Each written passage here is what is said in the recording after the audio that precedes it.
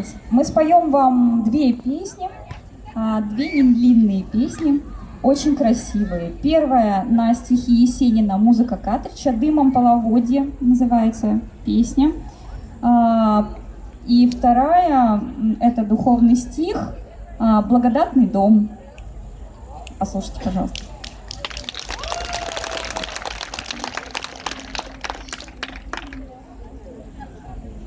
Дымом половодья зализала ил,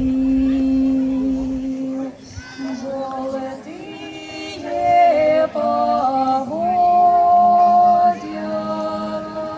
месяцу